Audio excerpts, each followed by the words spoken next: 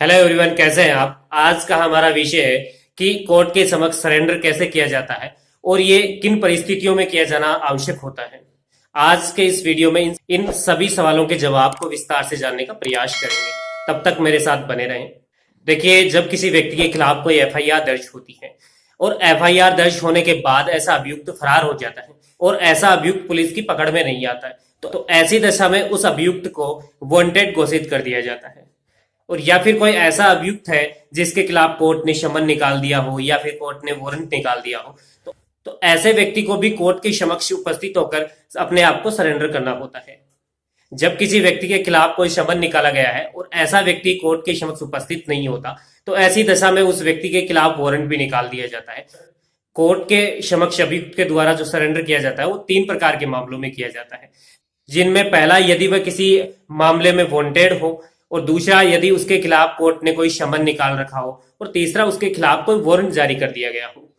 तो देखिए, जैसे ही किसी व्यक्ति को वांटेड घोषित किया जाता है, यानी कोई एक्यूज्ड है और उसे वांटेड घोषित कर दिया गया है, तो ऐसी दशा में उस एक्यूज्ड को यह संभावना बनी होती है कि उसका कहीं भी कभी भी एनकाउंटर किया जा सकता है।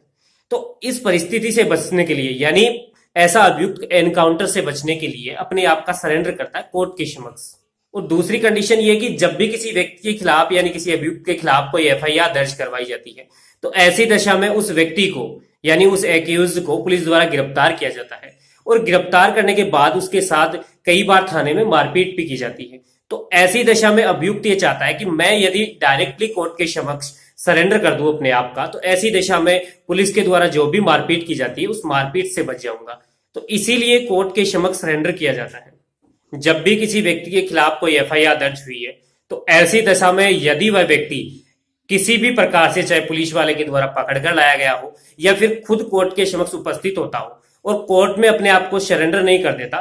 तब तक उस अभियुक्त को कोर्ट के द्वारा सुना नहीं जाता है। यानी यदि अभियुक्त अपने मामले में अपना कुछ बचाव करना चाहता है, तो ऐसी दशा में अभियुक्त को सबसे पहले कोर्ट को सरेंडर करना ही होता है। और यदि आप किसी मामले में वांटेड हैं, तो ऐसी दशा में उनके माध्यम से, यानी जो आपके परिजन है या कोई वकील है, उनके माध्यम से थाने से वांटेड जो रिपोर्ट होती है वो आपको मंगा लेनी चाहिए। और जैसे ही आपको वांटेड जो रिपोर्ट होती है वो प्राप्त हो जाती है, तो उसके बाद आप जो वांटेड रिपोर्ट है उस वांटेड रिपोर्ट के साथ एक एप्लीकेशन लिखेंगे जो सरेंडर किए जाने के संबंध में होगी। उसके साथ साथ अब यदि आपने कोई वकील अपॉइंट किया है, तो उस वकील का वकालतनामा,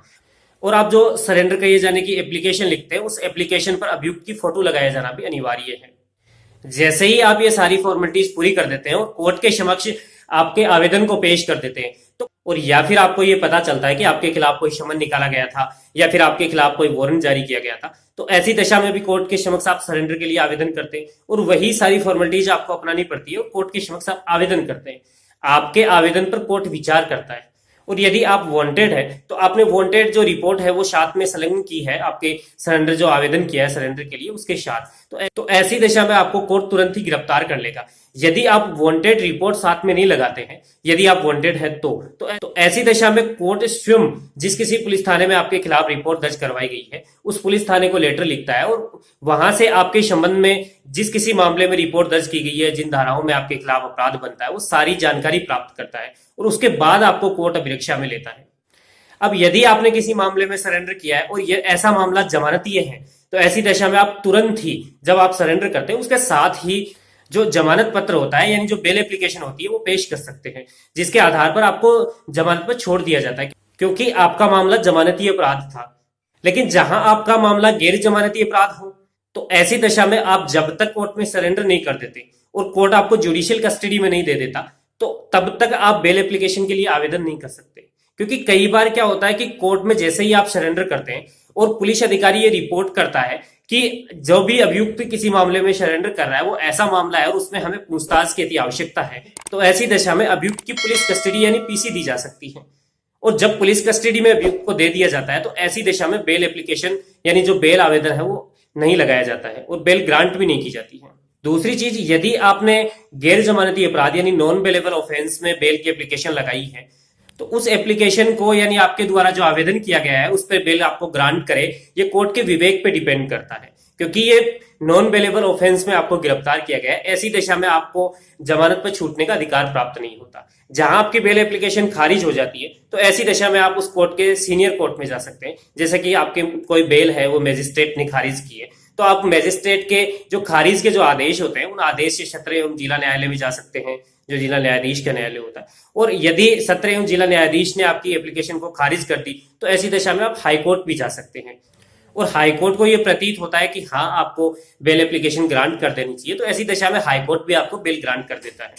और आप एक बात जान लें कि जब भी आपके खिलाफ कोई एफआईआर दर्ज हुई है और एफआईआर दर्ज होने के बाद आपको वांटेड घोषित कर दिया गया है या आपके खिलाफ कोई वारंट जारी कर दिया गया है, तो ऐसी दशा में आपको कोर्ट के समक्ष उपस्थित होना ही होता है और कोर्ट में सरेंडर करना ही होता है।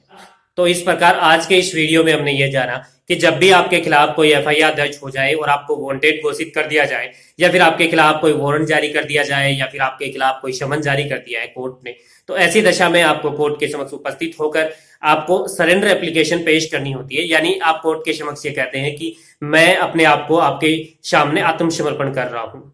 और यदि आप कोर्ट के समक्ष आत्मसमर्पण कर देते हैं यानी अपने आप को सरेंडर कर देते हैं, तो ऐसी दशा में यदि आपका जो अपराध है यानी जिस किसी अपराध में आपने सरेंडर किया है वो अपराध जमानती अपराध है, तो ऐसी दशा में आप बेल एप्लीकेशन भी साथ में पेश कर सकते हैं, जिस पर कोर्ट आपको जमानत प्रदान कर देता है यानी आपको बेल ग्रांट कर देता है। और यदि आप गैर जमानती अपराध यानी नॉन बेलेबल ऑफेंस की दशा में गिरफ्तार किए जाते हैं, तो ऐसी दशा में आप बेल एप्लीकेशन तब तक पेश नहीं कर सकते जब तक आपके जुडिशियल कस्टडी में दिए जाने के आदेश नहीं दे दिए जाते।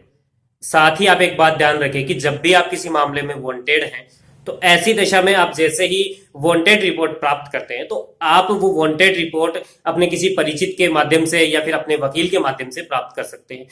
और साथ ही जब आप कोर्ट के समक्ष समर्पण करते हैं यानी आप सरेंडर करते हैं, तो ऐसी दशा में यदि आप वांटेड हैं तो आपको जो पुलिस थाने में जो आपके खिलाफ जो वांटेड रिपोर्ट होती है वो वांटेड रिपोर्ट पुलिस थाने से प्राप्त करने के बाद ही आपको कोर्ट के समक्ष सरेंडर करना चाहिए। क्योंकि यदि आप डायरेक्टली कोर्ट के समक्ष जाते हैं और अपने आप को सरेंडर करते हैं तो कोर्ट भी पुलिस थाने से उस मामले में रिपोर्ट मंगाता है कि ऐसा जो अभियुक्त मेरे सामने आया है वाकई में किसी मामले में अभियुक्त है या फिर नहीं है, क्योंकि कोर्ट उस मामले की सत्यता को जांच करना चाहता है आपके खिलाफ कौन कौन सी और भी कोई रिपोर्ट दर्ज उस थाने में करवाई गई है या नहीं करवाई गई है। तो ऐसी दशा में यदि आप तुरंत ही कोर्ट के समक्ष सरेंडर करना चाहते हैं तो पहले से ही वांटेड जो रिपोर्ट होती है वो प्राप्त कर लेनी चाहिए। दूसरी, यदि आप अपने मामले में डायरेक्टली यानी बिना किसी वकील को अपॉइंट किए सरेंडर करना चाहते हैं तो ऐसी दशा में आपको कोर्ट से परमिशन ग्रांट करना भी आवश्यक होता है। और सरेंडर एप्लीकेशन हमेशा कोर्ट के समक्ष पेश की जाती है। और जब भी एक्यूज को यह भय होता है कि उसका एनकाउंटर किया जा सकता है या फिर उसे यह डर सताता है कि यदि पुलिस उसे गिरफ्तार करती है